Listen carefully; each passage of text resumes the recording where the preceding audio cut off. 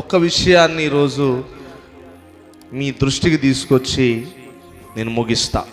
ఏంటి ఆ విషయం అంటే, క్రైస్తవుడు ఎలా ఉండాలి. ఏంటండి అంశం ఏంటి ఈరోజు? క్రైస్తవుడు ఎలా ఉండాలి. దేవుణ్ణి నమ్మినటువంటి బిడ్డ, విశ్వాసి అయినటువంటి బిడ్డ, దేవుణ్ణి నమ్ముకొని దేవుని కొరకు బ్రతుకుతున్నటువంటి క్రైస్తవుడు ఎలా ఉండాలి అనేది మనం ఈరోజు నేర్చుకుందాం. ఒకవేళ మనం అలా లేకపోతే ఈరోజు మనల్ని మనము సరి చేసుకోవడానికి దేవుని వాక్య ప్రకారంగా క్రైస్తవుడు ఎలా ఉండాలో నేను అలా ఉంటా. ఈరోజు నుండి క్రైస్తవులు ఎలా మాట్లాడాలో నేను అలా మాట్లాడతా. ఈరోజు నుండి క్రైస్తవుడు ఎలా జీవించాలో ఈరోజు నుండి నేను అలాగూ జీవిస్తా అని మనము వాక్యాన్ని బట్టి మనల్ని మనం ఈరోజు మార్పు చేసుకునే అవకాశం రావాలి. హల్లెలూయా, హల్లెలూయా.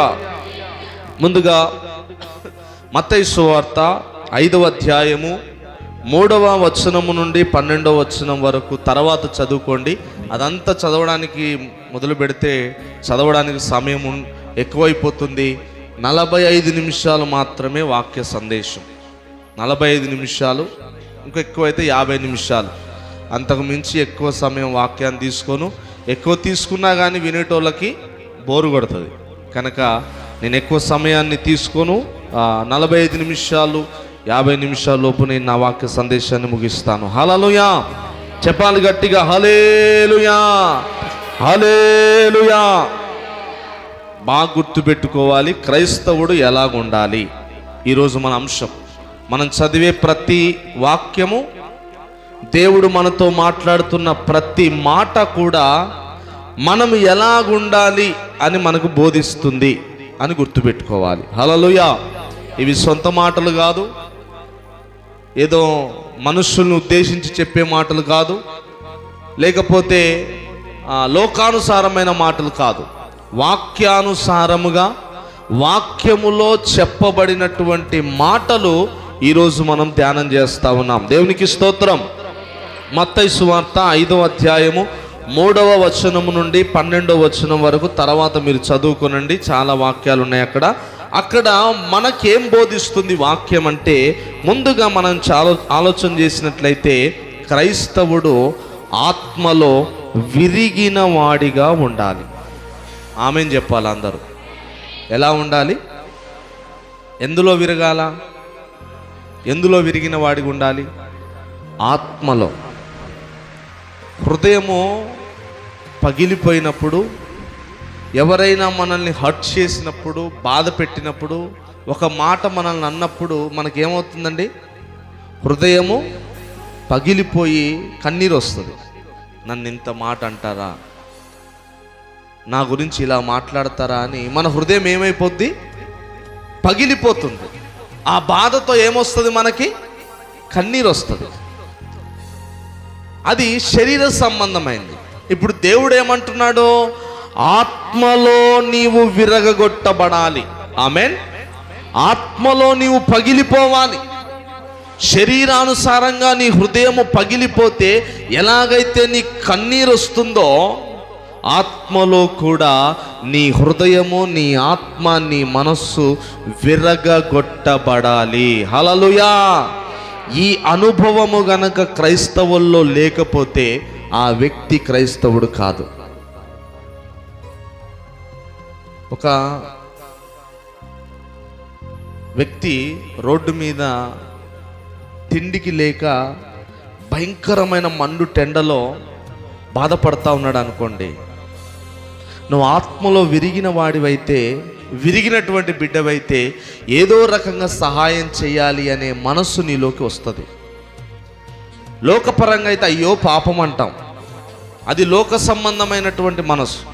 కానీ నీవు ఆత్మలో ఎప్పుడైతే విరగొట్టబడతావో, సంఘము పట్ల, సేవకుల పట్ల, నశించిపోతున్న ఆత్మల పట్ల, ఎవరైతే నీ కుటుంబంలో దేవునికి దూరం అయిపోతున్నారో వారి పట్ల నీకు ఒక బాధ, దుఃఖము కలుగుతుంది. హల్లెలూయా. అది ఆత్మలో విరగడం. కనీసం నువ్వు నీ కుటుంబములో ఉన్న ప్రతి ఒక్కొక్క పేరు, నీ కుటుంబములో ఉన్న ప్రతి, బయటోళ్ళు పక్కన పెట్టండి, నీ కుటుంబములో ఉన్న, నీ బంధువుల్లో ఉన్న, నీ రక్త సంబంధికుల్లో ఉన్న, నిన్నెవరైతే ప్రేమిస్తున్నారో, పొద్దున్న లేచిన కాడ నుంచి రాత్రి పడుకునే వరకు ఎంతమందితో నీ కుటుంబీకుల్లో బంధువుల్లో నువ్వు మాట్లాడుతున్నావో, వారి రక్షణ కొరకు, వారి విడుదల కొరకు తప్పక ప్రతిరోజు నువ్వు ప్రార్థన చేస్తున్నావా? ఒకవేళ నీ ఆత్మ విరగొట్టబడితే వారి గురించి నీలో ఒక ప్రార్థన వస్తుంది. హల్లెలూయా.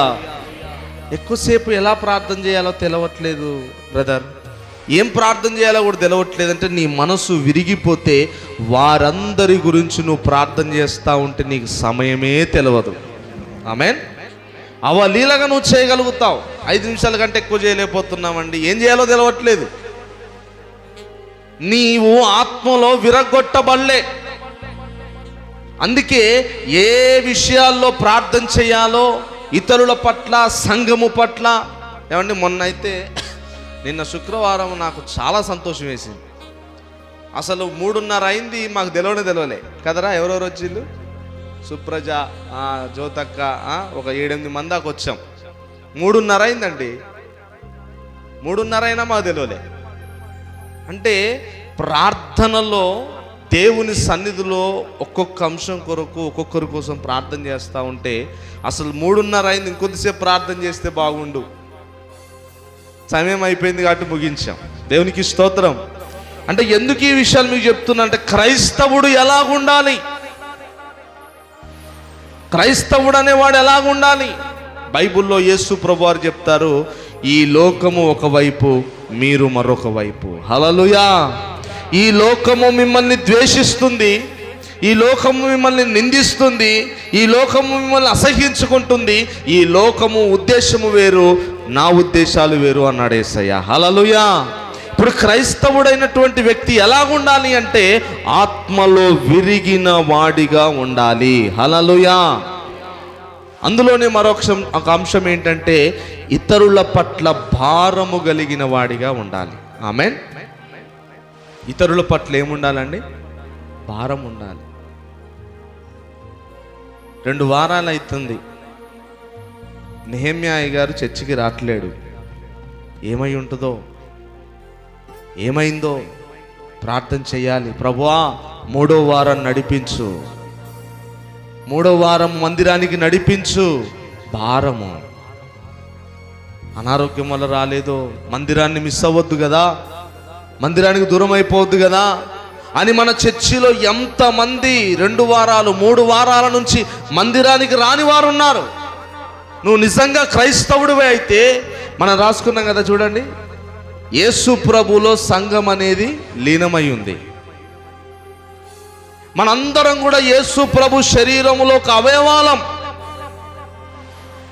ఒక అవయవం రాలేదు ఈరోజు, ఒక బిడ్డ రాలేదు ఈరోజు మందిరానికి. 2 వారాలు అవుతుంది రావట్లే, 3 వారాలు అవుతుంది రావట్లే. నీవు నిజంగా క్రైస్తవుడు అయితే వారి పట్ల నీకు భారము ఉండాలి. ఆమేన్.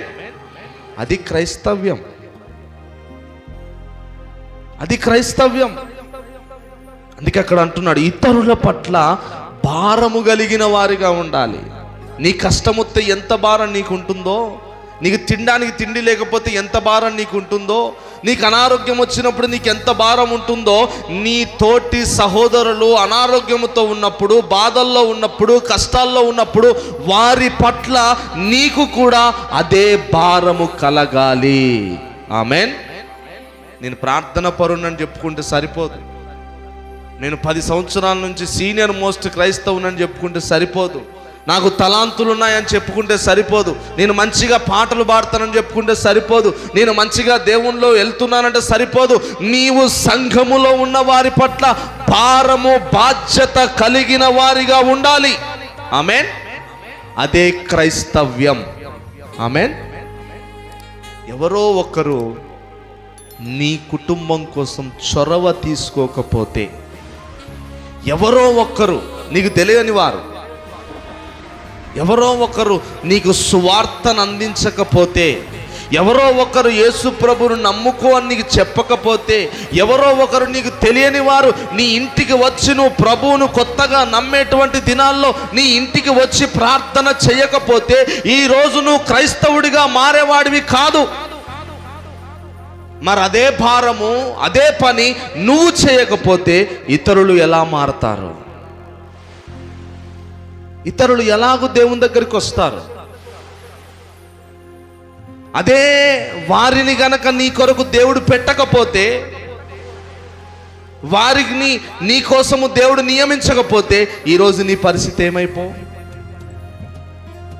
ఈరోజు నువ్వు ఎక్కడుండేవాడివి? నువ్వు ఎక్కడుండే దానివి? నీకు యేసు ప్రభువే తెలిసేవాడు కాదు. యేసు ప్రభు గురించి సువార్తే నీకు అందేది కాదు. నశించిపోయేటువంటి బిడ్డలం మనం.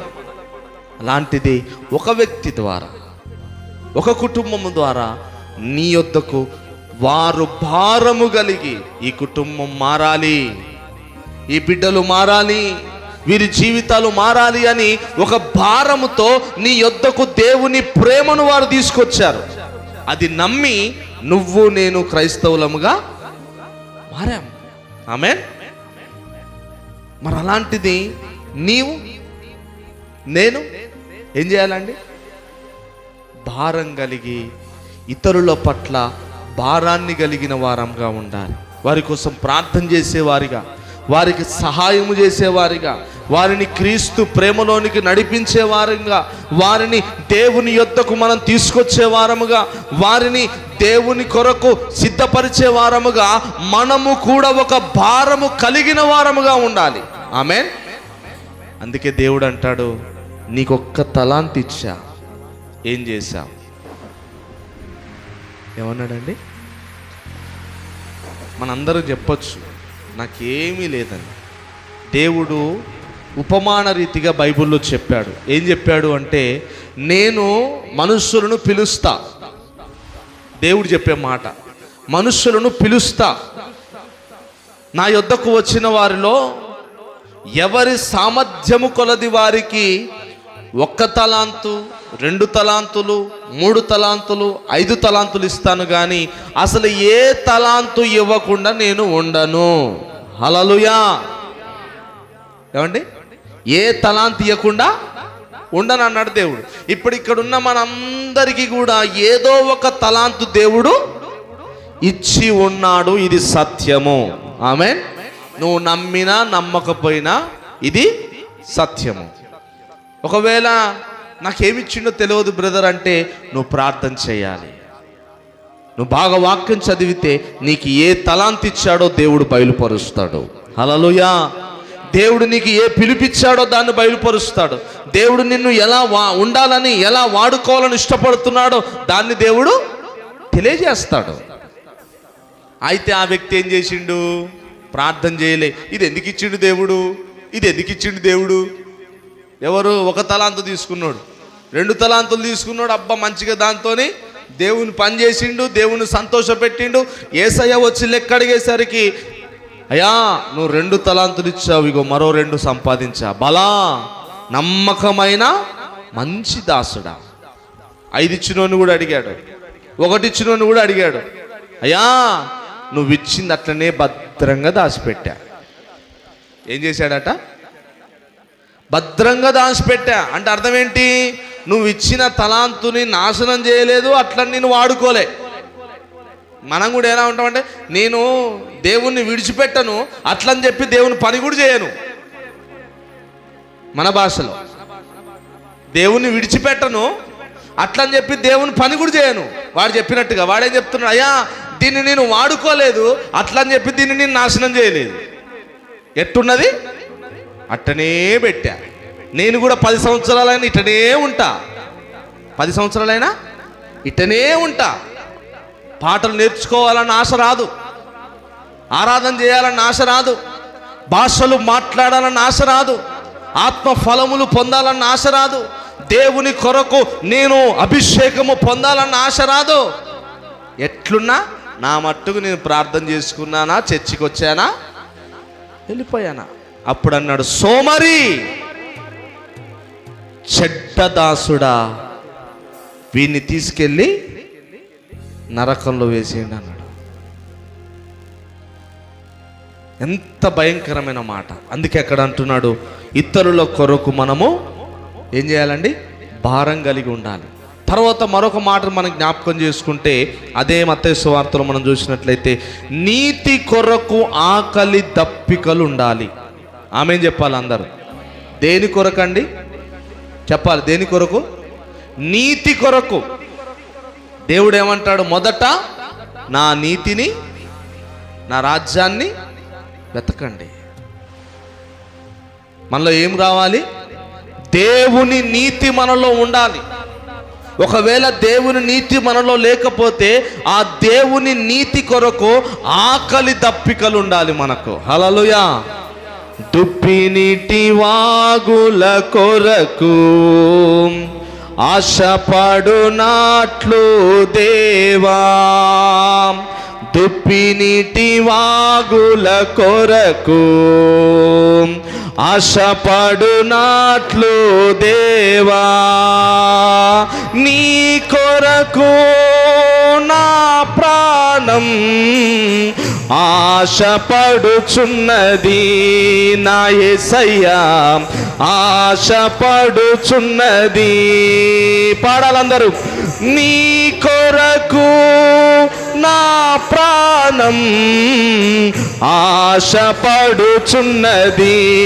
నా యేసయ్యా ఆశపడుచున్నది. దుప్పి నీటి వాగుల కొరకు ఆశపడునాట్లు దేవా, దుప్పి నీటి వాగుల కొరకు ఆశపడునాట్లు దేవా. హల్లెలూయా. ఏమండి? దుప్పి నీటి వాగుల కొరకు ఎలా ఆశపడుతుందో, దేవా నీ కొరకు, నీ నీతి కొరకు, నీ పరిశుద్ధత కొరకు, నీ పోలికలో నేను మార్చబడ్డం కొరకు నా ప్రాణము ఆశపడుతున్నది. హల్లెలూయా. క్రైస్తవుడిలో ఉండవలసిన లక్షణం నీలో ఉందా? ఆ లక్షణం నీలో ఉంటే ప్రార్థన ఉందంటే ముందు కనపడేది నువ్వే. ఆమేన్. ప్రార్థన ఉంది అంటే ముందు కనపడేది నువ్వే. మిస్సు కాకుండా ఉండేది కూడా నువ్వే. ఆశ లేదనుకో దేవుని కొరకు. ఏమండి? దేవుడు కూడా అన్యాయస్తుడు కాదు. కుటుంబాలను వదిలిపెట్టుకొని, కుటుంబ అవసరతలు తీర్చుకోకుండా, కుటుంబంలో పనులు చేసుకోకుండా, కుటుంబంలో ఉన్నటువంటి వ్యక్తులను బాధ పెట్టుకుంటూ దేవుని సన్నిధికి రావాలి అని దేవుడు ఆశపడ్డు. అందుకే దేవుడు ఒక క్రమాన్ని పెట్టాడు. ఏం పెట్టాడండి? క్రమాన్ని పెట్టాడు. పని చేసుకోవడానికి కొద్ది టైము, ఇంట్లో గడపడానికి కొద్ది టైము, దేవునికి ఇవ్వడానికి ఒక టైమును పెట్టాడు. అన్ని పనులు కరెక్ట్గా చేసుకుంటావు. అన్ని పనులు ఏది ఆగినా ఆగదు. కానీ దేవుని నీతి కొరకు నీ దగ్గర ఆకలి దప్పికలు లేవు. దేవుని వాక్యం వినాలి, దేవుని ఆత్మతో నింపబడాలి, దేవునిలో నేను ఎదగాలి, దేవుని రాజ్యములో నేను గొప్ప స్థానములో ఉండాలి, దేవుని దగ్గర మెప్పు నేను పొందాలి, దేవుని ముఖ దర్శనము నేను పొందుకోవాలి. ఆ మహోన్నతుడైన దేవుడు, పౌలు గారు అంటారు, మన భాషలో సుమారు 3 నుంచి 500 కోట్ల ఆస్తి ఆ కాలంలో మొత్తం పెంటగా ఎంచుకున్నాడటండి. దేనికి? మీరు తర్వాత చదువుకుంటే ఫిలిప్పీ పత్రికలో ఉంటుంది, దేవుని నీతి నిమిత్తము అని రాయబడి ఉంటుంది. హల్లెలూయా. ఎంత గొప్ప మాట అండి. దేవుని నీతి కొరకు, దేవునిలో ఎదగడం కొరకు, దేవునికి దగ్గర అవ్వడం కొరకు నాకు అడ్డుగా ఉన్నవి ఏవైనా సరే వాటిని నేను వదిలిపెట్టుకుంటా. ఆమేన్. దేవుడు అంటున్నాడు, మొదట నీవు నా నీతిని వెతికినట్లయితే, నా రాజ్యాన్ని వెతికినట్లయితే నీకు కావలసిన తిండి నీ వెంట వస్తుంది, నీకు కావలసిన డబ్బు నీ వెంట వస్తుంది, నీకు కావలసిన ఐశ్వర్యము నీ వెంట వస్తుంది, నీకు కావలసిన సమస్త విధములైన సుఖము దీవెనలన్నీ కూడా నీ వెంట పరిగెత్తుకుంటూ వస్తాయి. హల్లెలూయా. ఎప్పుడండి? దేవుని నీతిని నువ్వు మొదట వెతికినప్పుడు, దేవుని రాజ్యాన్ని నువ్వు వెతికినప్పుడు. అవి నువ్వు వెతకకుండా కష్టపడి పని చేస్తా, అది చేస్తా, ఇది చేస్తా అని ఉన్న దినాలు, ఉన్న రోజులు, ఉన్న గంటలన్నీ కూడా లోక సంబంధమైన వాటి కొరకు నువ్వు వెచ్చిస్తా ఉన్నావు. నీ జీవితంలో అభివృద్ధి కనబడడం లేదు, నీ జీవితంలో సంతోషము కనబడడం లేదు, నీ జీవితంలో ఆరోగ్యం కనబడడం లేదు, నీ కుటుంబంలో శాంతి సమాధానాలు కనపడడం లేదు. దేవుడు అందుకే జ్ఞాపకం చేస్తున్నాడు, క్రైస్తవుడు ఎలా ఉండాలి? నీతి కొరకు ఆకలి దప్పికలు కలిగిన వారిగా మనం ఉండాలి. హల్లెలూయా. తర్వాత అదే విషయంలో మనం చూసినట్లయితే అదే మత్తయి సువార్త 5వ అధ్యాయము 13వ వచనం నుండి 16వ వచనం వరకు. 13వ వచనం ఒకటి చదువుదాం. మీరు లోకమునకు ఉప్పై ఉన్నారు. చాలా అండి. మొదటిది మనం ఏం నేర్చుకున్నాం? మొదటి అంశంలో క్రైస్తవుడు ఎలా ఉండాలి అంటే ఆత్మలో విరిగిన వాడిగా ఉండాలి, ఇతరుల కొరకు భారం కలిగిన వాడిగా ఉండాలి, నీతి కొరకు ఆకలి దప్పికలు కలిగిన వాడిగా ఉండాలి క్రైస్తవుడు. ఆమేన్. రెండవ విషయాన్ని మనం గమనించినట్లయితే క్రైస్తవుడు ఎలా ఉండాలి అంటే లోకానికి ఉప్పుగా క్రైస్తవుడు ఉండాలి. ఆమేన్. చెప్పాలి గట్టిగా ఆమేన్. ఉప్పు ఏం చేస్తుందండి? ఉప్పులో చాలా మంచి లక్షణాలు ఉన్నాయి. ఎప్పుడైనా అవకాశం ఉంటే ఉప్పు గురించి చెప్తా, కేవలం ఉప్పు గురించే. ఉప్పు ఏం చేస్తుంది తెలుసా అండి? తెల్లగా ఉంటుంది, పరిశుద్ధ గుర్తు. ఉప్పు ఏం చేస్తుంది తెలుసా అండి? వస్తువులను పాడు చేయనీయదు. ఉప్పు ఏం చేస్తుంది తెలుసా అండి? రుచినిస్తుంది. ఉప్పు ఏం చేస్తుంది తెలుసా అండి? ఉప్పు చాలా విధములైనటువంటి క్రిములను, బ్యాక్టీరియాను, అవన్నీ కూడా మన దృష్టిలో చెప్పుకోవాలంటే దుష్టుణ్ణి రాకుండా ఆ ఉప్పు అరికడుతుంది. ఇవి ఉప్పులో ఉన్న లక్షణాలు. ఇప్పుడు క్రైస్తవులమైన మనము తెలుపు అనగా పరిశుద్ధంగా ఉండాలి. క్రైస్తవులమైన మనము ఇతరులను పాడు చేయని వారంగా ఉండాలి. ఆమేన్. ఇతరులను పాడు చేసేవారుగా ఉంటారండి, మాటలతో, ప్రవర్తనతో, క్రియలతో. కానీ దేవుడేమని, లోకానికి మీరు ఉప్పై ఉన్నారు. నువ్వెలా ఉన్నావు? నీ కుటుంబానికి ఉప్పుగా ఉన్నావా? నువ్వు పనిచేసే స్థలంలో నువ్వు ఉప్పుగా ఉన్నావా? సంఘంలో నువ్వు ఉప్పుగా ఉన్నావా? నీ మాట, నీ ప్రవర్తన, నీ జీవితము. దేవుడు అంటున్నాడు, నువ్వు క్రైస్తవుడివి, క్రైస్తవురాలివైతే నువ్వు ఉప్పుగా మారాలి. హల్లెలూయా. చెప్పాలి గట్టిగా హల్లెలూయా. మీ మాట ఎల్లప్పుడూ రుచికరంగా ఉండునట్లుగా ఉప్పు వేసినట్లు ఉండవలెను అని బైబిల్లో రాయబడి ఉంటుంది. హల్లెలూయా. ఉప్పుగా ఉండాలి క్రైస్తవుడు. క్రైస్తవుల్లో ఉండాల్సిన లక్షణం ఏమండి? విస్తారమైన మాటల్లో దోషం ఉండక మానదట. నీ నోటి మాటను బట్టే నువ్వు చెడిపోతావు. నీ నోటి మాటను బట్టే దేవుడు తీర్పు అడుగుతాడు. ఒక మనిషిని చెంప మీద కొట్టామనుకోండి, 10 రోజులకైనా బాధ పోతుంది, చెంప మీద ఉన్న నొప్పి పోతుంది. కానీ నోటి మాటతో ఒక వ్యక్తిని నువ్వు అన్నావనుకో, హృదయములో ఆ మాట ఆ మనిషి బ్రతికున్నంత కాలం ఉంటుంది. ఆ మాట ఎప్పుడు గుర్తొచ్చినా ఫలానా వ్యక్తి నన్ను అన్నాడు, అది నిజమో అబద్ధమో కాదు, నీ నోటి మాట వలన ఎలా ఉందండి? రుచికరంగా ఉందా? నువ్వు ఇతరులను చెడగొట్టే వారిగా ఉన్నామా? అందుకే అంటున్నాడు, లోకమునకు క్రైస్తవుడు ఉప్పుగా ఉండాలి. హల్లెలూయా.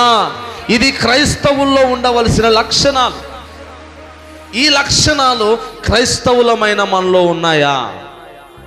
ఈ లక్షణాల ద్వారా మనము ముందుకు కొనసాగుతున్నామా? ఈ లక్షణాలు ఎప్పుడైతే నీలో ఉంటాయో దేవుడి కృపను పొందుతావు, దేవుని దయను పొందుతావు. నీవు ఏ ఇరుకులాంటి పరిస్థితుల్లో ఉన్నా దేవుడు నీ పక్షాన నిలవబడి ఉంటాడు. హల్లెలూయా. ఎందుకు అంటే క్రైస్తవుడు ఎలాగా ఉండాలని దేవుడు కోరుకున్నాడో నువ్వు అలా ఉంటావు గనక అప్పుడు దేవుడు ఏమన్నాడండి, ఎవరైతే నా మాట చొప్పున నడుస్తారో వారిని నేను ఎన్నడూ విడువను. హల్లెలూయా. ఏ పరిస్థితుల్లో ఉన్నా విడువడు దేవుడు నిన్ను. ఎటువంటి ఇరుకులో ఉన్న దేవుడు విడువడు. ఎటువంటి నిందల్లో ఉన్న దేవుడు నిన్ను విడువడు. ఎటువంటి అనారోగ్యంలో ఉన్న నిన్ను విడువడు. ఎటువంటి మరణ భయము నిన్ను చుట్టుకొని ఉన్నను. దేవునికి ఇష్టమైన రీతిగా నువ్వు బ్రతికితే దేవుడు నిన్ను విడిచిపెట్టడు. హల్లెలూయా. ఎందుకు విడిచిపెడుతున్నాడు దేవుడు నీ చెయ్యి? ఎందుకు నీ ప్రార్థన జవాబు రావట్లే? ఎందుకు నీ కన్నీరు తొడవబడట్లే? ఎందుకు నీ కుటుంబంలో శాంతి సమాధానం రావట్లే? క్రైస్తవుడిగా జీవించవలసిన నీవు నేను దానికి తగినట్లుగా మనము జీవించడం లేదేమో. క్రైస్తవుడు ఉప్పు వేసినట్లుగా ఉండాలి. ఆమేన్. సమయం అయిపోతుంది, ముగించేస్తా తొందరగా. దేవునికి స్తోత్రం చెప్పాలి గట్టిగా. హల్లెలూయా. అదే మత్తయి సువార్త 5వ అధ్యాయము 17వ వచనము నుండి 19వ వచనం వరకు మనం చూసినట్లయితే, తర్వాత చదువుకోండి, సమయం లేదు కానీ మీరు తర్వాత చదువుకోండి. మత్తయి సువార్త 5వ అధ్యాయము 17వ వచనం నుండి 19వ వచనం వరకు మనం చూసినట్లయితే, క్రైస్తవుడు సత్యమును బోధించువాడు, సత్యమును కాపాడువాడై ఉండాలి. ఆమేన్. ఎలా ఉండాలటని క్రైస్తవుడు? సత్యాన్ని పలకాలి. దేన్ని పలకాలండి? నోరు తెరిస్తే అబద్ధం మాట్లాడొద్దు. ఏమండి? నోరు తెరిస్తే అబద్ధం మాట్లాడొద్దు. బైబిల్లో రాయబడి ఉంది, అబద్ధము వాడువాడు అబద్ధమునకు జనకుడు అపవాది అని రాయబడి ఉంటుంది బైబిల్లో. ప్రకటన గ్రంథంలో రాయబడి అబద్ధికులు నరకంలో వేయబడతారట. దేవునికి స్తోత్రం. హల్లెలూయా. హల్లెలూయా. నరకమంటే ఆషామాషి కాదన్నా, అది బగబగా మండే అగ్నిగుండమన్నా, అందులో పడినవాడు చావడు మరి, అందులో పడినవాడు చావడు మరి. మంటలేమో ఆరవు కానరాదు ఏదరి, మంటలేమో ఆరవు కానరాదు ఏదరి. నరకమంటే ఆషామాషి కాదన్నా, అది బగబగా మండే అగ్నిగుండమన్నా. పిరికోళ్ళు నమ్మనోళ్ళు అబద్ధికులు అసహ్యులు, పిరికోళ్ళు నమ్మనోళ్ళు అబద్ధికులు అసహ్యులు. అబద్ధికులందరూ అందువేయబడుదురు, అబద్ధికులందరూ అందువేయబడుదురు. విడిపించువారు లేక యాతనలు పడుదురు, విడిపించువారు లేక యాతనలు పడుదురు. నరకమంటే ఆషామాషి కాదన్నా, అది బగబగా మండే అగ్నిగుండమన్నా. అందులో పడినవాడు చావడు మరి, అందులో పడినవాడు చావడు మరి. మంటలేమో ఆరవు కానరాదు ఏదరి, మంటలేమో ఆరవు కానరాదు ఏదరి.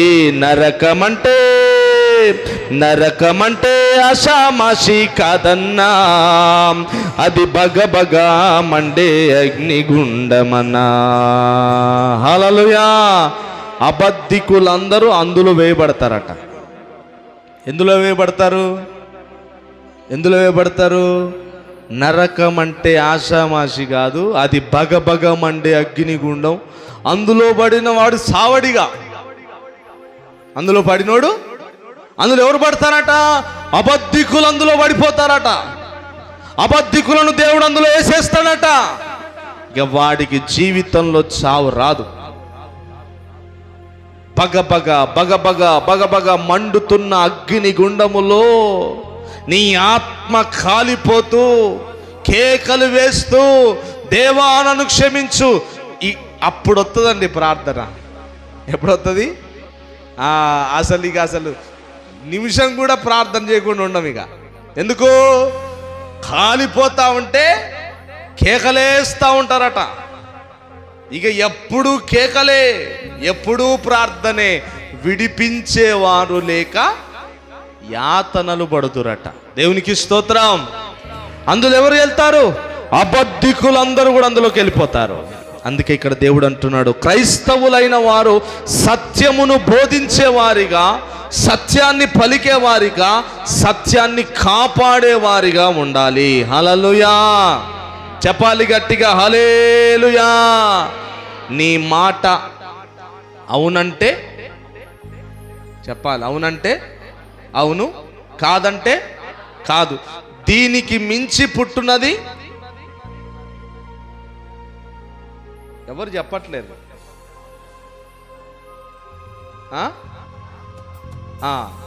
దేవునికి స్తోత్రం. నీ మాట అవునంటే అవునన్నట్టుగా ఉండాలి, కాదంటే కాదన్నట్టుగా ఉండాలి. అవునని కాదన్నట్టుగా, కాదని అవునన్నట్టుగా ఉంటే అది సాతానుడి నుండి వచ్చేటువంటి మాట. దేవునికి స్తోత్రం. ఇప్పుడు క్రైస్తవులమైన మనం ఎలా ఉన్నాం? మన మాటలు ఎలా ఉన్నాయి? అందుకే సత్యాన్ని బోధించే వారిగా ఉండాలి. హల్లెలూయా చెప్పాలి గట్టిగా, హల్లెలూయా. సత్యాన్ని బోధించే వారిగా ఉండాలి, సత్యాన్ని మనము కాపాడే వారముగా ఉండాలి. హల్లెలూయా. చూడండి మరొక మాటను మనము మత్తయి సువార్త 5వ అధ్యాయం 9వ వచనం చదువుదాం. వారు దేవుని కుమారులు అనబడుదురు. 4వ అంశం ఏంటంటే క్రైస్తవులు సమాధాన పరిచేవారుగా ఉండాలి. ఆమేన్. ఎలా ఉండాలండి? గొడవ అవుతుంటే ఇంకొంచెం కిరసనాయిలు ఏండి, పెట్రోలు ఏండి ఇంకొంచెం పోసి వాళ్ళిద్దరి మధ్యలో గొడవలు పెట్టేవారిగా ఉండొద్దు, వాళ్ళిద్దరిని విడగొట్టేవారిగా ఉండొద్దు, వాళ్ళిద్దరిని నాశనం చేసేవారిగా ఉండొద్దు. బైబిల్లో రాయబడి ఉంది, క్రైస్తవుడు సమాధాన పరిచేవాడై ఉండాలి. ఆమేన్. సమాధాన పరుచువారు ధన్యులు, వారు దేవుని కుమారులు అనబడుదురు. హల్లెలూయా. నువ్వు సమాధాన పరుస్తున్నావా? సమాధాన పడుతున్నావా? ఏమండి, నేనెంత, నాదేంటి, నా లెక్కేంది, నా పనేంది, నా కులం ఏంది, నా ఆస్తి ఏంది, ఏమండి నా రేంజ్ ఏంది, నేను సమాధాన పడ్డం ఏంటి, నేను మాట్లాడడం ఏంటి, ఆమె మాట్లాడలేదు, ఆయన మాట్లాడలేదు, ఏమండి 6 నెలలు చూడలేదు, వీళ్ళు నన్ను చూడలేదు. ఇవన్నీ కూడా క్రైస్తవులకు ఉండవలసిన లక్షణాలు కాదు. బైబిల్లో క్లియర్గా చెప్తున్నాడు ప్రభువారు, సమాధాన పరుచువారు. ఆమేన్. ఎవరైతే సమాధాన పరుస్తారో, ఎవరైతే సమాధాన పడతారో వారు దేవుని బిడ్డలు అనబడతారు. హల్లెలూయా. యేసు ప్రభువారు ఒక సాక్ష్యం చెప్తాడు.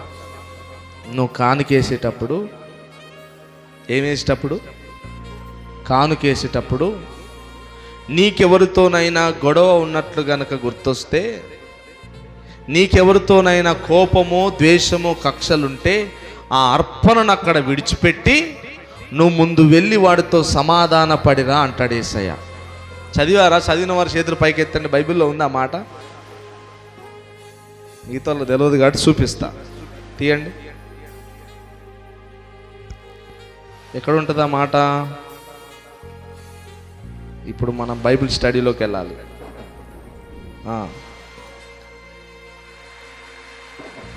మత్తయి సువార్త 5వ అధ్యాయము. ఎవరైనా గట్టిగా స్పష్టంగా చదవండి, బైబిల్ ఉన్న వారందరూ తీసి చూడండి. మత్తయి సువార్త 5వ అధ్యాయము 23, 24. కావున అందరు తీశారండి? బైబిల్ తీశారు? అందరు తీయండి, అందరు చూడండి. కావున నీవు బలిపీఠమునొద్ద అర్పణము నర్పించుచుండగా నీ మీద నీ సహోదరునికి విరోధం ఏమైనను కలదని అక్కడ నీకు జ్ఞాపకము వచ్చిన ఎడల అక్కడ బలిపీఠము ఎదుటనే నీ అర్పణము విడిచిపెట్టి మొదట వెళ్ళి నీ సహోదరునితో సమాధాన పడుము, అటు తరువాత వచ్చి నీ అర్పణము నర్పింపుము. చూడండి, సమాధాన పడకపోతే నీ అర్పణ కూడా దేవుడు అంగీకరించాడు. ఇంత డబ్బులు ఇస్తానండి, ఏం చూస్తానండి దేవుడు అంటే చూడడు. ఎందుకు? నువ్వు సమాధానంగా లేవు. నీలో కోపము, నీలో ద్వేషము, నీలో కక్షలు, సమాధానము లేకుండా నీ ఇంటి వారితోనే. కొంతమంది దరిద్రం ఏంటంటే భార్య భర్తలే, అంటే తల్లిదండ్రులే, తల్లి కొడుకులే, సొంతింటి వారే సమాధానము లేకుండా బైబిల్లో రాయబడి ఉంది, నీ అర్పణ విడిచిపెట్టే అక్కడ. ఎందుకు? నువ్వు అర్పించిన లాభం లేదు. నువ్వు కానుకిచ్చినా కానీ దేవుడి దగ్గరికి వెళ్ళదు. నువ్వు ముందు వెళ్ళి వాడితో సమాధాన పడిరా. క్రైస్తవులు ఇలా ఉండాలండి, సమాధాన పడాలి. తప్పు నీది లేదు, ఏమాత్రము కూడా నీది పొరపాటు లేదు, కానీ గొడవ జరిగింది. నీవే తప్పు చేశావని ఎదుటి వ్యక్తి నిన్ను అనుకుంటున్నాడు, నువ్వే బాధపడ్డావని నీ గురించి ఆయన తప్పుగా అనుకొని నీ మీద కోపము ద్వేషంతో ఉన్నాడు. అయినా నువ్వు వెళ్ళి సమాధాన పడు, నన్ను క్షమించు అని అడుగు. ఆమేన్. నన్ను క్షమించు, నాదే తప్పు అని సమాధాన పరుచువారు, సమాధాన పడువారు దేవుని కుమారులు అనబడుదురు. హల్లెలూయా. సమాధాన పడాలి. క్రైస్తవుల్లో ఈ లక్షణం ఉండాలి. సమాధాన పరిచేవారిగా మనం ఉండాలి. గొడవలు చేసేవారముగా అక్కడి మాట ఇక్కడ చెప్పి, ఇక్కడ మాట అక్కడ చెప్పి, లేనిది ఉన్నట్టుగా కల్పించి మనము కోపాలు తెచ్చేవారిగా, మనుషులను విడగొట్టేవారిగా, దేవునికి దూరమైపోయేవారిగా మనము ఉండకూడదు. హల్లెలూయా. ఎవరైతే దేవుని పిల్లలో, ఎవరైతే క్రైస్తవులో, వారు సమాధానపరచువారిగానే ఉండాలి. ఆమేన్. ఎంత కోపమైనా, ఎంత గొడవైనా, ఎంత అపరాధమైనా, ఎంత పాపము చేసినా, అందుకే యేసు ప్రభు దగ్గరికి వ్యభిచారములు పట్టబడిన స్త్రీని తీసుకొస్తే ధర్మశాస్త్రం ప్రకారం, మోషే ఇచ్చినటువంటి చట్టం ప్రకారం, యెహోవా దేవుడు ఇచ్చిన చట్టం ప్రకారం ఈ స్త్రీని రాళ్లతో కొట్టి చంపాలి. నువ్వేం చెప్తావు బోధకుడా అనగానే అప్పుడు యేసయ్య అన్నాడు, అమ్మా సమాధానం కలిగెళ్ళు, నీ పాపాలన్నీ క్షమించబడ్డాయి. హల్లెలూయా. కన్నీటితో పాదాలు కడిగింది, కన్నీటితో పాదాలు కడిగింది. ఆమె తన కురులతో పాదాలు తుడిచింది. ఆమె తన కురులతో పాదాలు తుడిచింది. సువాసన సువాసన, ఇల్లంత సువాసన, ఆరాధన, దైవారాధన, ఆత్మీయాలాపన. సువాసన సువాసన, ఇల్లంత సువాసన, ఆరాధన, దైవారాధన, ఆత్మీయాలాపన. ఆ భోజన పంక్తిలో, సీమోను ఇంటిలో అభిషేకం చేసింది అత్తరుతో యేసయ్యను. ఆ భోజన పంక్తిలో, సీమోను ఇంటిలో అభిషేకం అత్తరుతో యేసయ్యను. కన్నీటితో పాదాలు కడిగింది, కన్నీటితో పాదాలు కడిగింది. తన కురులతో పాదాలు తుడిచింది. ఆమె తన కురులతో పాదాలు తుడిచింది. చప్పట్లు. ఆరాధన ఆరాధన, ఆలాపన ఆలాపన, ఆత్మీయాలాపన. సువాసన సువాసన, ఇల్లంత సువాసన, ఆరాధన, దైవారాధన, ఆత్మీయాలాపన. హల్లెలూయా. ఆమె ఎంతగా కన్నీటితో యేసయ్య పాదాలు కడిగిందో అంతగనము దేవుడు ఆమెను క్షమించాడు. హల్లెలూయా. అంతగానం క్షమించాడండి. ఎవరైతే ఎక్కువ ప్రార్థన చేస్తారో, ఎవరైతే ఎక్కువ కన్నీటితో యేసయ్య పాదాలు పట్టుకుంటారో, వారు అంత ఎక్కువ క్షమాపణ దేవుడి దగ్గర నుంచి పొందుకుంటారు. హల్లెలూయా. ఏమండి థ్యాంక్స్ అని చెప్పాను అనుకోండి, ఓకే అంటారు. 10 సార్లు థ్యాంక్స్ చెప్తే పొంగిపోయి ఏం చేస్తారండి, అబ్బా ఇన్నిసార్లు థ్యాంక్స్ ఏం కాదురా నేనున్నా అంటాం కదండి. మరి దేవుడు కూడా ఎంతగానో నువ్వు దేవుణ్ణి పాదాలు పట్టుకుంటావో, ఎంతగానో దేవుని క్షమించమని అడుగుతావో, ఎంత ఎక్కువసేపు నువ్వు ప్రార్థన చేస్తావో అంత ఎక్కువగా దేవుని కృపను పొందుకుంటావు. హల్లెలూయా. అంత ఎక్కువగా దేవుడి క్షమాపణను పొందుకుంటావు. ఇది సీక్రెట్. అందుకే సాతానుడు ప్రార్థన చేయనీయడు. ఏమండి ముచ్చట్లు పెట్టమంటే ఏమండి 12 అయినా కానీ ముచ్చట్లాడు, అవునా కదండి. సీరియల్ చూసినా ఏది చూసినా కానీ అసలు నిద్రే రాదు. కానీ ప్రార్థన అంటే, వాక్యం అంటే నీ మనసు ఎలా ఉంటుంది నువ్వు పరీక్షించుకోవాలి. అప్పుడు నువ్వు పరీక్షించుకోవాలి నీ మనసు ఏం చెప్తా ఉంది. ప్రార్థన చేసేటప్పుడు, వాక్యం వినేటప్పుడు నీ మనసు ఏం చెప్తా ఉంది. దాన్ని బట్టి నీవు దేవుని దగ్గర క్షమాపణ పొందుతున్నావా, దేవునికి దూరం అయిపోతా ఉన్నావా అనేది నువ్వు అక్కడ గమనించుకోవాలి. హల్లెలూయా. అందుకే అక్కడ ఆమె ఏం చేసిందంటే, వాళ్ళందరూ ఏమైనా అనుకోని వాళ్ళందరూ కూడా వెళ్ళిపోని, ఎటైనట్టు వెళ్ళిపోని, నాకు అనవసరం అని ఈ స్త్రీ ఒక్కతే యేసయ్య పాదాల దగ్గర కూర్చొని అత్తరు బుడ్డి తీసుకొని యేసయ్య పాదాల మీద పోసి యేసయ్య పాదాలను వెంట్రుకలతో తుడుస్తూ ఉంది. హల్లెలూయా. ఎప్పుడైతే ఆమె తగ్గించుకొని యేసయ్య దగ్గరగా ఉండి ఆమె దేవునికి ప్రార్థన చేస్తూ ఉందో, అక్కడ ఉన్న వాళ్ళందరికంటే కూడా ఆమె ఎక్కువగా క్షమించబడింది. హల్లెలూయా. అక్కడ ఉన్న వారందరికంటే కూడా దేవుని దృష్టి ఆమె మీదనే పడింది. ఆమేన్. చూడండి ఎంత గొప్ప ధన్యత. ఇప్పుడు దేవుడు చూసే సమయానికి, ఇప్పుడు ఈ డోర్ ఉందండి, ఈ డోర్లోకి వెళ్ళి యేసయ్య వచ్చి తొంగి చూశాడు. ఎవరు బాగా ప్రార్థన చేస్తాళ్ళు, ఎవరు బాగా వాక్యం వింటాళ్ళు, ఎవరు నాకు క్షమించు క్షమించు క్షమించని అడుగుతాళ్ళు అని ఒక్కసారి యేసయ్య ఇట్లా తొంగి చూశాడండి. ఆ టైంలో నువ్వు ప్రార్థన చేయకుండా లేవు, క్షమించని ప్రార్థన చేస్తూ లేవు, ఆరాధన చేస్తూ లేవు. ఆ టైంలో యేసయ్య ఎవరెవరు ఉన్నారని చూసినప్పుడు నువ్వు లేవాడా. ఇప్పుడు ఏమైపోద్దండి, దీవెనలు వేరే వారికి ట్రాన్స్ఫర్ అయ్యి వెళ్ళిపోతాయి. హల్లెలూయా. లేవు నువ్వు. అందుకే దేవుడు అంటాడు, నేను సమీపముగా ఉన్నప్పుడే నీవు నన్ను వెతుకు. దూరంగా వెళ్ళిపోయాను అనుకో, అప్పుడు నువ్వు ఏడ్చినా ప్రార్థన చేసినా కన్నీరు గార్చినా నా ముఖము నా చెవులన్నీ కూడా వెనక్కి తిరిగి ఉంచుతా అన్నాడు. హల్లెలూయా. అందుకే మనము సమాధానపరచువారముగా ఉండాలి. హల్లెలూయా. చివరి మాట మత్తయి సువార్త 5వ అధ్యాయం 39వ వచనం చదువుకొని ముగించుకుందాం.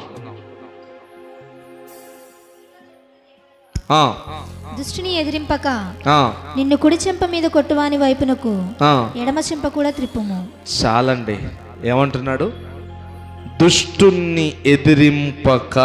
దుష్టుడు అంటే సాతానుడు కాదు. ఎవరైతే నిన్ను బాధ పెడుతున్నారో, ఎవరైతే నిన్ను అవమానపరుస్తున్నారో, ఎవరైతే నీ గురించి చెడ్డగా మాట్లాడుతున్నారో, ఎవరితోనైతే నీకు గొడవ ఉందో, ఎవరితోనైతే నీకు మనస్పర్ధలు ఉన్నాయో వారిని నువ్వు ఎదిరింపక నీ కుడి చెంప మీద కొట్టువానికి నీ ఎడమ చెంప కూడా చూపించు.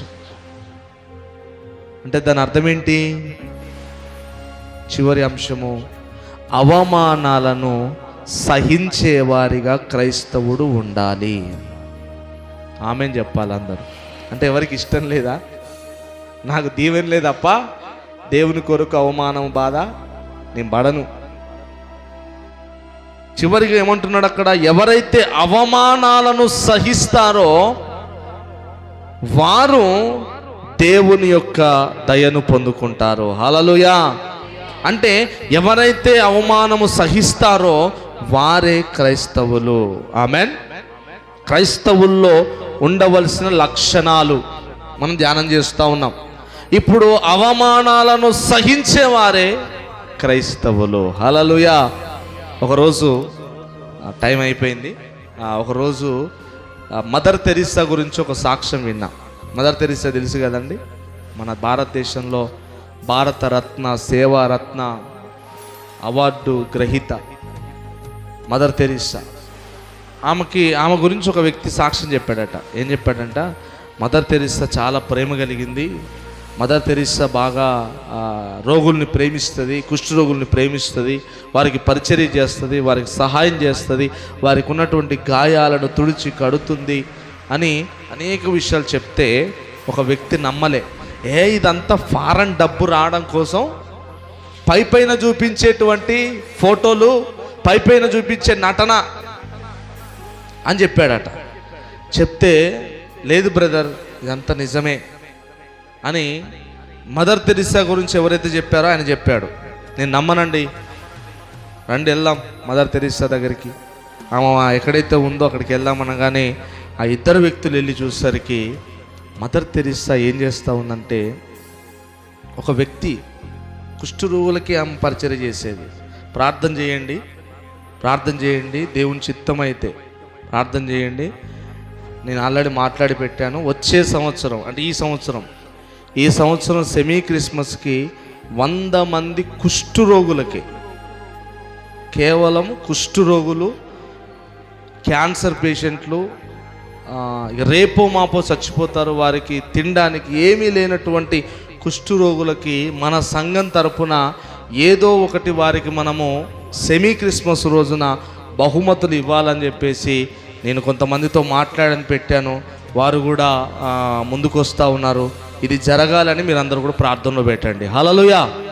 డబ్బున్న వాళ్ళకి, కష్టపడి తినేటోళ్ళకి తినలామండి, పాపం వాళ్ళకి ఇచ్చేటోళ్ళు ఎవరు లేరు. కుష్ఠరోగులు, వాళ్ళని కనీసం వాళ్ళు ముట్టుకునేటోళ్ళు కూడా లేరు.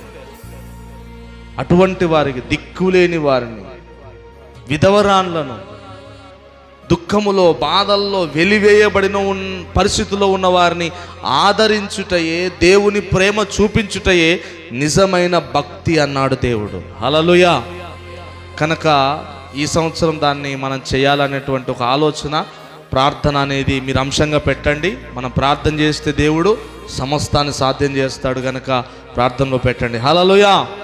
అయితే ఎప్పుడైతే ఈ ఇద్దరు వ్యక్తులు వెళ్ళారో, లోపలికి ఎంటర్ అవ్వగానే మదర్ తెరీసా ఏం చేస్తూ ఉందంటే, చేతిలో ఏదో పట్టుకొని పొయ్యి చెట్లలో పారబోస్తూ ఉంది. వస్తూ ఉన్నారు, బయట నుంచి నడుచుకుంటూ వస్తారు. మళ్ళీ లోపలికి వెళ్ళింది, మళ్ళీ దోసట్లో పట్టుకొని వచ్చి ఆ చేతకుండిలో పారబోస్తూ ఉంది. ఏంటని చెప్పేసి దగ్గరికి పోయి చూసి, లోపలికి పోయి చూసేసరికి కుష్ఠరోగులు వాంతి చేసుకుంటా ఉన్నారు. ఏమండి, నీ వాంతు నా వాంతు నాకు నేను కూడా పట్టుకుంటామండి, కానీ దాన్ని చూడని కూడా చూడం, వింటేనే వాంతి వస్తుంది కొంతమందికి. కానీ దేవుడు మనుష్యుడు చూడనొల్లని వాడిగా నీ కోసం మారిపోయాడు. హల్లెలూయా. మనిషి అన్నవాడు యేసయ్యను చూడలేడండి. మనిషి అన్నవాడు యేసయ్యను చూడలేడు. అంత దరిద్రుడిగా, రోగముతో, దెబ్బలతో, అసహ్యుడిగా యేసు ప్రభు శిలువలో మారిపోయాడు నీ కోసం. హల్లెలూయా. నా కోసం. అది గమనించింది మదర్ తెరీసా. అందుకే ఆ రోగులు వాంతు చేసుకుంటా ఉంటే ఆ వాంతులు చేతుల్లో పట్టుకొని తీసుకుని వెళ్ళి పారబోస్తూ ఉంది. హల్లెలూయా. అవమానాలను, శ్రమలను, బాధలను సహించేవారిగా, భరించేవారిగా ఎవరైతే ఉంటారో వారే క్రైస్తవులు. హల్లెలూయా. తిరగబడేవారు క్రైస్తవులు కాదు, మాటకు మాట మాట్లాడేవారు క్రైస్తవులు కాదు, ఒకటికి 10 పుట్టించేవారు క్రైస్తవులు కాదు, ఇప్పుడు ఒక మాట మాట్లాడి తర్వాత ఒక మాట మాట్లాడేవారు క్రైస్తవులు కాదు. అవమానాలను, బాధలను, ఇరుకులను దేవుని కొరకు ఎవరైతే సహిస్తారో వారే క్రైస్తవులు. ఆమేన్. క్రైస్తవుల్లో ఈ లక్షణాలు ఉండాలి. ఆమేన్. ఈ లక్షణాలు నీలో ఉన్నాయా? ఈ లక్షణాలు నీలో ఉండడం కోసం ఈ రోజు నుంచి నువ్వు ప్రార్థన చేస్తావా? ఈ లక్షణాలను నువ్వు కూడా కలిగి ఉండడం కొరకు ఈ రోజు నుండి ప్రయాసపడతావా? ఈ లక్షణాలు నాలో ఉండాలి ప్రభు అని ఈరోజు నీ జీవితాన్ని దేవునికి నువ్వు అప్పగించుకుంటావా? హల్లెలూయా. క్రైస్తవుడు ఎలా ఉండాలి చెప్పండి? చివరిగా చెప్పండి, ఎలా ఉంది చెప్పండి? ఆత్మలో విరిగిన వాడిగా. ఏమండి? ఆత్మలో విరిగిన వాడిగా, ఇతరుల కొరకు భారము కలిగిన వారిగా, తర్వాత నీతి కొరకు ఆకలి దప్పికలు కలిగిన వారిగా క్రైస్తవులు ఉండాలి. రెండోది మనం ఏం నేర్చుకున్నాం? ఎవరైతే ఉప్పుగా ఉంటారో, ఎవరైతే లోకానికి మంచిని తీసుకొస్తారో వారే క్రైస్తవులుగా పిలువబడతారు. హల్లెలూయా. అంటే దాని అర్థం క్రైస్తవుడు ఉప్పుగా ఉండాలి. క్రైస్తవులు ఉప్పుగా ఉండాలి. తర్వాత ఏం నేర్చుకున్నాం? సత్యమును, అంటే ఉన్నది ఉన్నట్టుగా మాట్లాడేవాడిగా ఉండాలి. ఆ సత్యాన్ని కాపాడేవాడిగా ఉండాలి. దేవునికి స్తోత్రం. తర్వాత నాలుగవది సమాధానపరచువారిగా ఉండాలి. సమాధానపరచువారిగా ఉండాలి. ఐదోది అవమానాలను సహించేవారిగా క్రైస్తవులు ఉండాలి. హల్లెలూయా. ఈ లక్షణాలను మనలో మనం కలిగి ఉంటే, ఈ లక్షణాల కొరకు మనం ప్రార్థన చేస్తే బైబిల్లో రాయబడి ఉంది, వీరే పరలోకానికి వారసులు. హల్లెలూయా. వీరే నిత్య జీవాన్ని చేపట్టగలిగిన వారు, వీరే పరలోక రాజ్యములో ఘనులుగా ఉండేవారు, వీరే పరలోక రాజ్యములో దేవుని ఎదుట ధైర్యముగా నిలవబడేవారు, వీరే దేవుని రాజ్యములో జనులను ఏలేటటువంటి వారిగా, పరిపాలన చేసేవారిగా, తలల మీద కిరీటాలను, వజ్ర కిరీటాలను ధరించిన వారిగా, ఈ లక్షణాలు కలిగిన వారే ఆ స్థలములోనికి వెళ్తారు. హల్లెలూయా, హల్లెలూయా. మనము ఆ రీతిగా మారుతాం. అట్టి కృప దేవుడు మనందరికి అనుగ్రహించి ఈ లక్షణాలన్నిటితో దేవుడు మనందరినీ నింపునుగాక. మన సంఘాన్ని ఈ లక్షణాలతో దేవుడు నింపునుగాక.